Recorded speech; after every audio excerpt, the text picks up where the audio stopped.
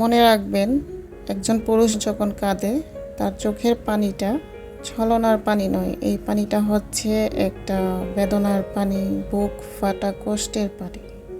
এত সহজে কিন্তু কোনো পুরুষ কাঁদে না। আর যখন একটা পুরুষ কাঁদে, আর তার চোখের পানিটা যে আসে, ওইটা ওজন করার মতো কোনো শক্তি কিংবা কোনো ব্যাখ্যা আজ পর্যন্ত তৈরি হয় নাই।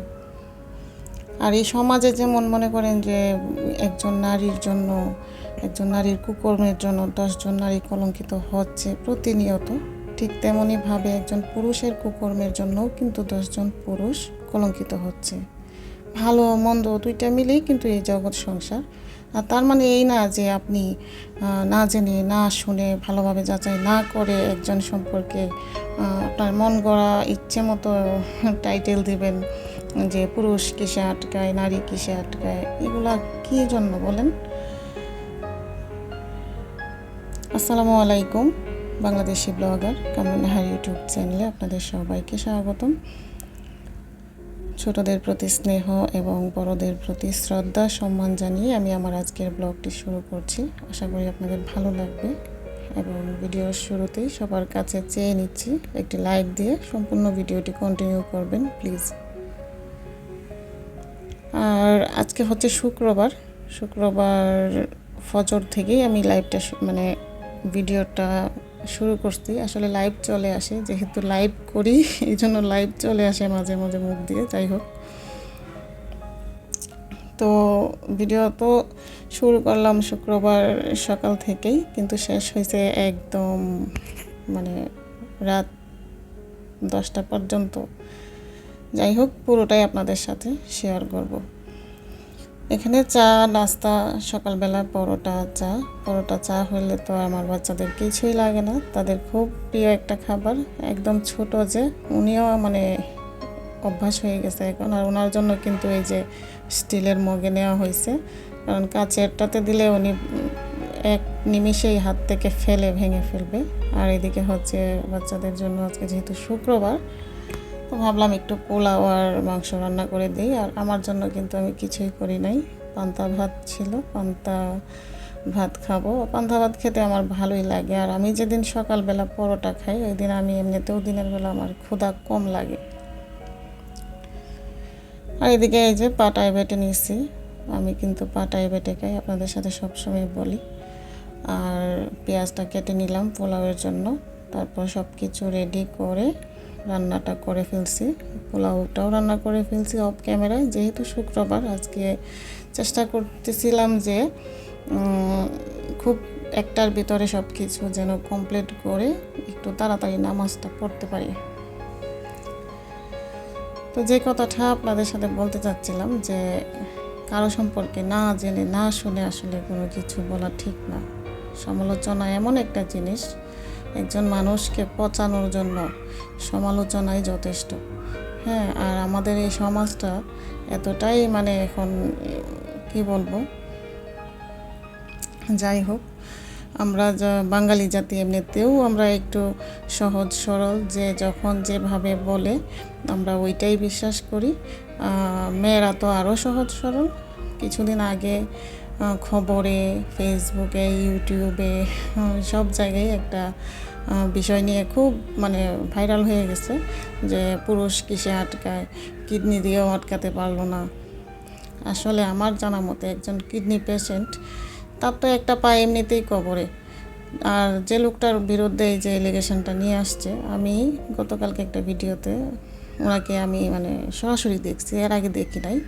কিন্তু যখন এই বিষয়টা শুনছিলাম তখনও কিন্তু আমার কাছে খুব খারাপ লাগছে। আসলে এরকমও মানুষ হয়, একটা মেয়ে মানুষ এতটা ভালোবাসে তার স্বামীকে, কিডনি দিছে, তারপরেও এই অবস্থা। আসলে আমি নিজেও কিন্তু ভালোভাবে এখন পর্যন্ত আমি জানি না, আমিও বলতেছি না, তারপরেও আমার দেখে মনে হলো যে আসলে এমনটা করার মতো হয়তো বা ওনার শরীরে শক্তি সামর্থ্য কোনোটাই নাই। এতটাই অসহায়, এতটাই জীর্ণ শীর্ণ দেখলাম। যাই হোক, আমার কাছে মনে হলো, আমি কথাগুলো বললাম, আপনারা কিছু কেউ মনে করবেন না। আর কারো সম্পর্কে কোনো কিছু আসলে না জেনে না বুঝে না বলাটাই ভালো। আমার জানা মতে আমাদের একজন পরিচিত আছেন, ওনার কিন্তু একটা কিডনি নষ্ট আর একটা কিডনি ভালো আছে। তো দেখি যে উনি কিন্তু মানে কোনো রকম বাজার বলেন, ভারী কোনো কাজ, তারপর একটু প্রেশারের কোনো কিছু করতে পারেন না। তো একজন কিডনি পেশেন্ট, উনি তো এমনিতেই রোগী, ওনার তো জীবন এই আছে এই নাই। তো ওই মানুষটা আসলে এই ধরনের কাজ করতে পারে আসলে সঠিকটা আসলে জানি না এখনও। তারপরেও বললাম যে না জেনে কারো সম্পর্কে কোনো কিছু না বলাটাই ভালো। আমরা কি বলবো, এখানে কোনো আমি আমার দিক থেকে বলতেছি যে এখানে কোনো মেয়েদেরকেও ছোট করে বলা হচ্ছে না, কিংবা পুরুষকেও এখানে মহান বানানো হচ্ছে না। আমি একজন মেয়ে, আমি একজন মা, আমার আম্মা উনিও একজন নারী।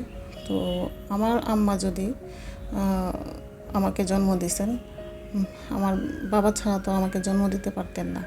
এই সমাজে পুরুষেরও প্রয়োজন, নারীরও প্রয়োজন, দুজনের সমন্বয়েই কিন্তু একটা সুন্দর সংসার তৈরি হয়, একটা সুন্দর সমাজ গঠন হয়, সব কিছুই। তারপরও মানে কাউকেই ছোট করা যাবে না। একজন পুরুষ উনি আমার বাবার সমতুল্য, একজন নারী উনি আমার মার সমতুল্য। সবাই একদম সমানভাবে সম্মান পায়, তাই না? এখন কথা হয়েছে যে অনেকে হয়তো বলবেন যে আপু আপনি এই কথাগুলো কেন বলতেছেন। আসলে কাউকে মনে করেন যে একটা কথা একজন বলতেই পারে। আপনি ধরুন আমার ভিডিওতে একটা কমেন্ট করলেন যে আপু আপনি এইভাবে না এইভাবে করবেন, তার মানে কি আমি ওই আপুটাকে পচাইয়া ফেলবো যে না আমাকে এই কথাটা কেন বললো? আর এই যে আমার বাচ্চা মাদ্রাসায় পড়ে, এখন আমার বাচ্চাকে আমি মাদ্রাসায় দিছি, আমি যদি ভিডিওতে আপনাদের সামনে আমার ফুল বডি দেখাই, তারপর মাথার চুল দেখাই, ওন্না কোমরে বেঁধে ভিডিওতে আপনাদেরকে দেখাই, তখন আমার প্রতি আপনাদের কেমন একটা ধারণা সৃষ্টি হবে যে মেয়েকে মাদ্রাসায় দিছে আর উনি এইভাবে চলাফেরা করে। এটা স্বাভাবিক ধারণা তৈরি হবেই, কারণ আমি এটা আপনাকে সুযোগ দিচ্ছি। আপনি আমার প্রতি এরকম ধারণাটা তৈরি হওয়ার জন্য আমি আপনাকে সুযোগ দিচ্ছি, তাই না? তো যাই হোক, অনেকেই অনেক মন্তব্য করবে, তার মানে এইগুলা নিয়ে যে ভাইরাল ইউটিউবারের নাম ব্যবহার করে একদম ওই একজনকে ধুয়ে দিতে হবে, এগুলো আসলে ঠিক না। এই দুনিয়াতে কয়দিন বাঁচবেন, কয়দিন থাকবেন, কয়দিন থাকবেন মানুষের প্রশংসার পাত্র হয়েই বেঁচে থাকার চেষ্টা করবেন। তো যাই হোক, কথা বলতে বলতে আমার কাজগুলো কিন্তু হয়ে গেছে। বাচ্চাদের জন্য পোলাও মাংস সব কিছু রান্না করে তো চলেই আসলাম অনেক দূরে। তো ভিডিও কিন্তু প্রায় শেষ। কথা বলা শুরু করলে কথা বলতেই ইচ্ছে হয়। শুক্রবার ছিল, ওদের জন্য পোলাও রান্না করছি, তারপরে আমার জন্য আর কিছুই করি না, আমি পান্তা ভাত খাইছি। আর এই সন্ধ্যার সময় মেয়েকে নিয়ে একটু পড়তে বসলাম, ওকে আবার ওই সাবজেক্টগুলো আমার দেখাই দিতে হয়। আর এইদিকে হচ্ছে এই যে এখন রাত 10টা, আমি কি দিয়ে খাবো, দুপুরে তো পান্তা খেয়ে চালাইয়া দিছি। তো এখন ভাবলাম আমার জন্য তো কিছু একটা করতে হবে। তো এই যে সাজনা পাতা, ওটা আমি শুকাইয়া মানে একটা বয়মে রেখে দিয়েছিলাম। তো বিপদে আপদে আমার কাজে লাগে এই সাজনা পাতা। আমি এগুলাকে কিন্তু এইভাবেই মানে প্রথমে শুকনো মরিচগুলো ভাজি, তারপর পেঁয়াজ রসুনগুলো ভেজে ওই পাতাটা দিয়ে আস্তে আস্তে নেড়ে তেলে এটাকে মুচমুচে করে পরে আমি খাই এইভাবে ভাত দিয়ে। আর এই খাওয়াটা আমি আমার শ্বশুর বাড়ি থেকেই শিখছি। আর আপনাদের কাছে কেমন লাগবে জানি না, একদিন ট্রাই করে দেখবেন, অবশ্যই ভালো লাগবে। আর সাজনা পাতা তো আমাদের জন্য অনেক উপকারী একটা জিনিস। আর এই রেসিপিটি অবশ্যই আপনারা ট্রাই করবেন, খেতে কিন্তু খুব মানে আমার কাছে টেস্ট লাগে, আপনাদের কাছেও লাগবে আশা করি। তো যাই হোক, কথা বলতে বলতে কিন্তু ভিডিওর একদম শেষ পর্যায়ে চলে এসেছে। যদি ভালো লাগে আপনারা আমার চ্যানেলটি সাবস্ক্রাইব করে আমার পাশে থাকবেন। আর যারা অলরেডি সাবস্ক্রাইব করে পাশে আছেন তাদেরকে তো ধন্যবাদ দিয়ে ছোট করব না, আপনাদের প্রতি আমি অনেক অনেক কৃতজ্ঞতা জানাই।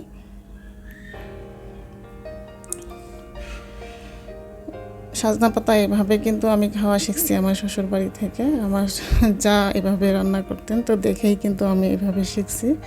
আর এই যে দেখেন কতটা লোভনীয় হয়েছে দেখতে দেখতে, কিন্তু মন্দ লাগতেছে না, ভালোই লাগতেছে।